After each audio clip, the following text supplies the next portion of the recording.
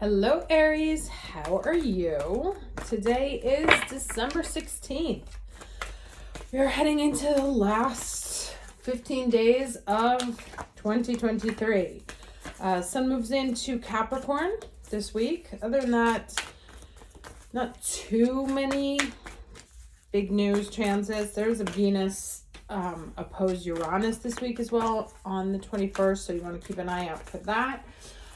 But one of the, let's say, quieter weeks, astrologically speaking. So let's see the overall energy for the Aries. Not ready yet. Watching this video for the week of December 16th. The overall energy for Aries week of December 16th, 2023.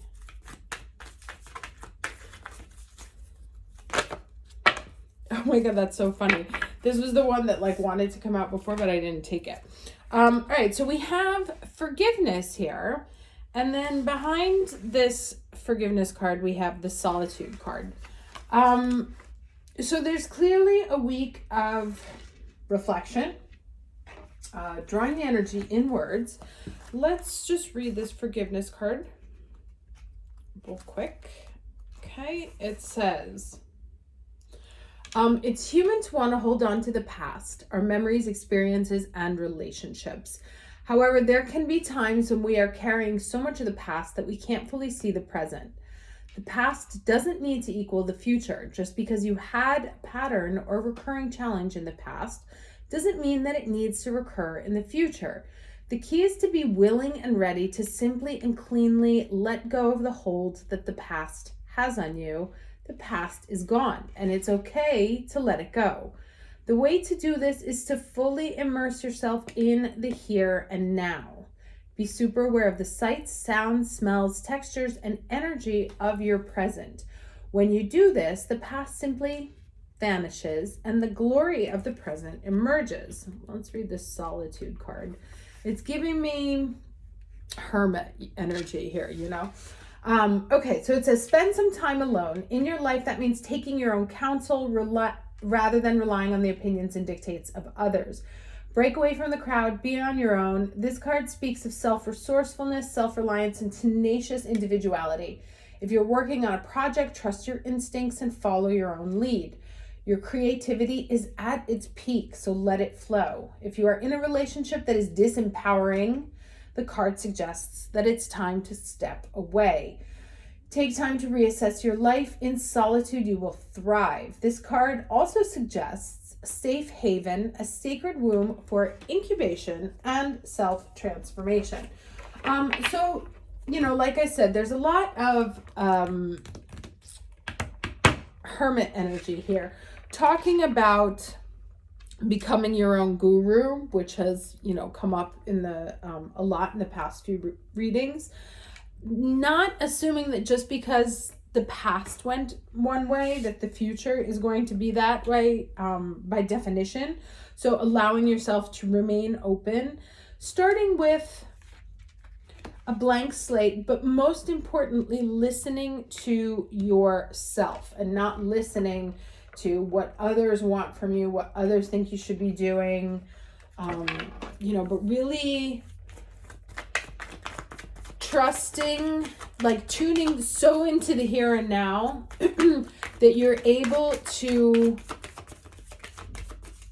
easily hear and easily perceive the signals that are coming from your own energy, from your own thinking, from your own body, right? And pay very close attention also to the your gut, right? You know how when you meet somebody the first time, it'll tell you open to this person, not open to this person. Pay attention to that stuff. Now, the one that I just saw peeking out was the 8 of Cups there.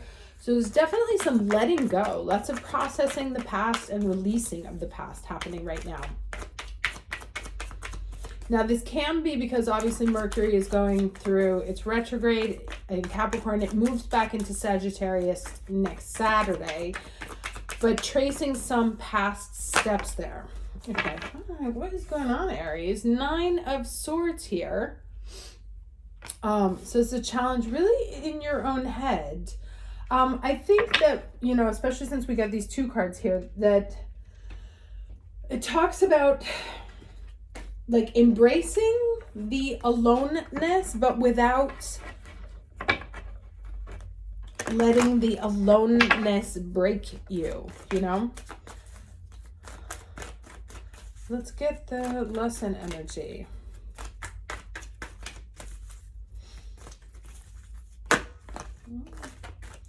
All right, lesson energy for the week is December 16th, please. All right, what do we have here? Holy Amethyst, Divine Alchemy. All right, well, the message is singular here. It says, move beyond current challenges.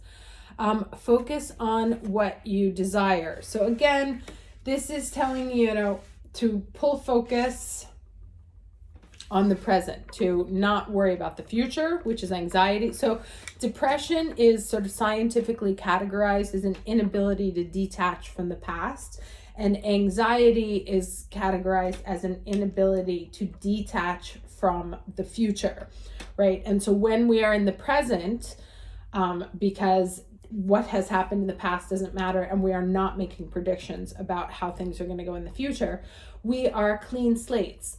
We are completely whole, and all is possible. The famous Schrodinger's cat, right? Like, until, so I always tell my daughter, you know, don't make predictions, because while you're standing in this space, both options are equally possible, right? And so to open yourself up to those possibilities, detaching from both a connection to the past and the need to predict the future.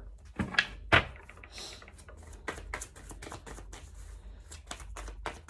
right, let's get some cards here. 3 cards, please, for the present. What is going on? Definitely in your head about something. There's something that you cannot detach from, but that's exactly what needs to happen. 2 more cards, all right? Okay, Aries, what's going on? This is like the oddest collection. All right, Page of Wands here. The oddest collection of like unhappy cards. Okay, so this right here is telling me a sense of being stuck in a non-abundant past, right? A past of lack, or a lack mindset, a feeling of it's never going to be enough. I've done everything. Like, I'm always feeling like it's not enough, or I don't have enough. And this card asks to adapt a different mindset, you know, to almost a little bit of youthful naivete on what is possible. I'm going to get one more card because I don't love to land on a... No, that's the wrong deck. I don't love to land on a court card here. And there is, you know, the Empress there popping out at the bottom.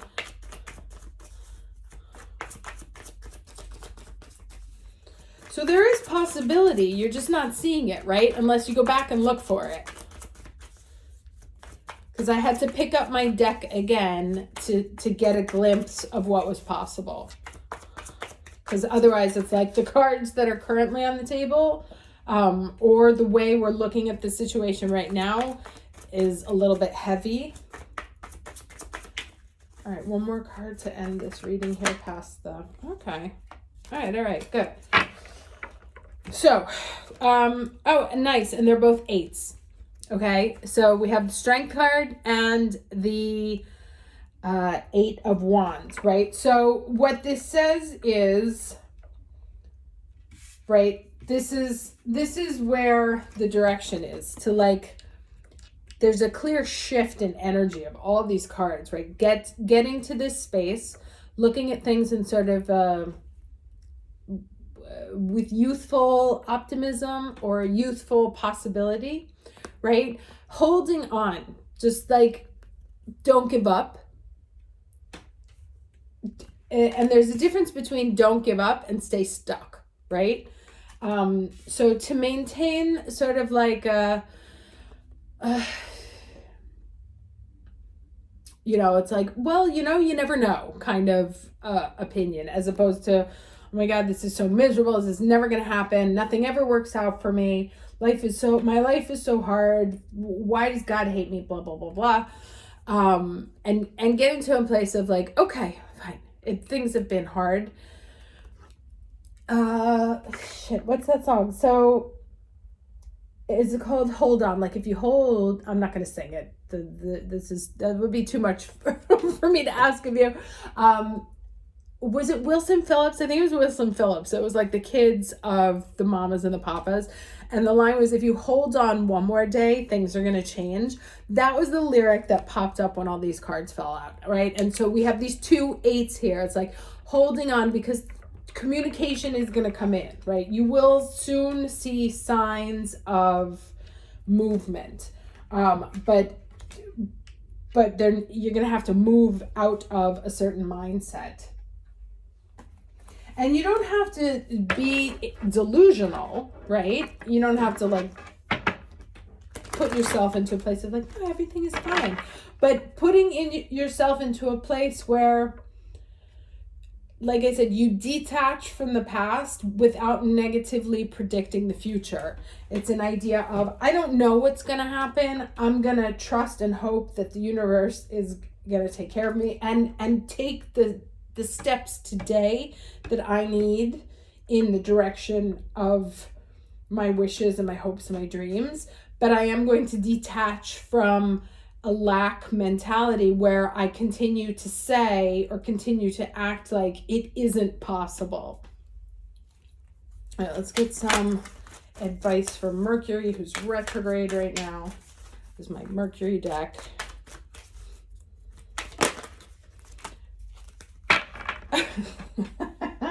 It's always the same message for us, isn't it? I'll give you 1 second to guess what the advice is. You already know, right? Patience. All right, so it says geomancy, patience. Let's see what this says. It's always the same, isn't it? Yes, you have an important life purpose. Yes, you are naturally gifted. Yes, what you are asking for will be given. But in all good time, the natural order of the universe dictates the natural timing of events.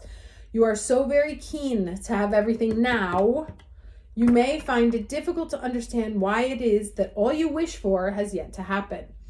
The geomancy card asks you to have patience. Like the butterfly, you need to go through various stages before reaching your true potential. Hidden factors may be at play, so relax and allow everything to unfold naturally. Your eyes may be fixed on the outcome, but be sure to enjoy every bit of the journey along the way and always trust the mystery, right? And that's the enjoy the journey part, is like step out of the past and out of the future and be here now. Okay, all will work out. The incantation is all will work out in good time. When it's right, I receive what's mine. Trust and patience is the key to unlock the doors of mystery. Other divinatory meanings say, don't give up. There's no need to rush into anything. The universe is working in the background, right? That's like this, because we got those 2 8s. The universe is working in the background to bring about your desires. Keep a positive focus. All is in divine order.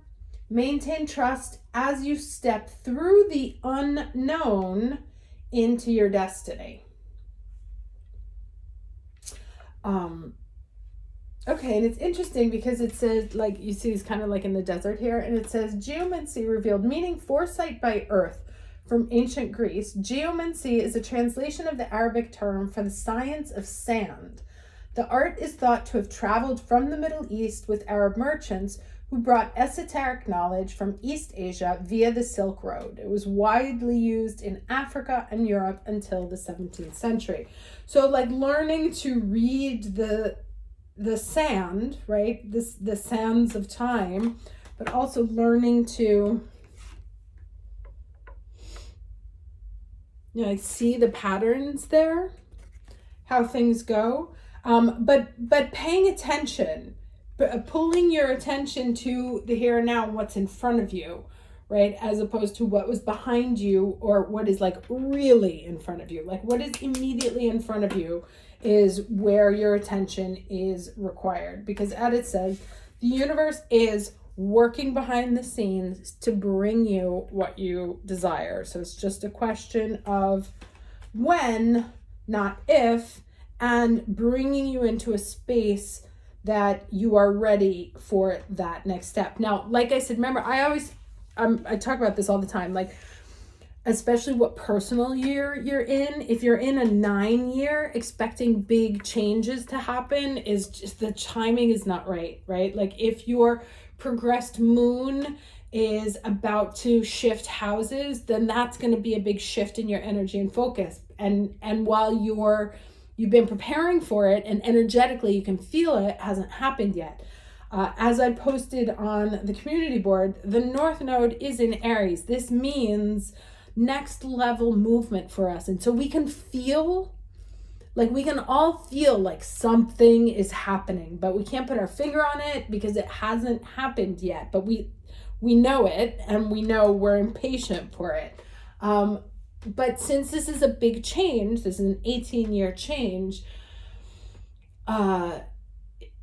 it's big enough that it takes time. Like a pregnancy takes 9 months, right? You may find out of the pregnancy, or you may desire it, and there's a whole process of getting pregnant, being pregnant, and then having the baby, and each requires different levels of preparation. So the same kind of thing is happening to us now as we go through this North Node in Aries. All right, well, I hope this was helpful. I will see you next week for the weekly reading, and take care.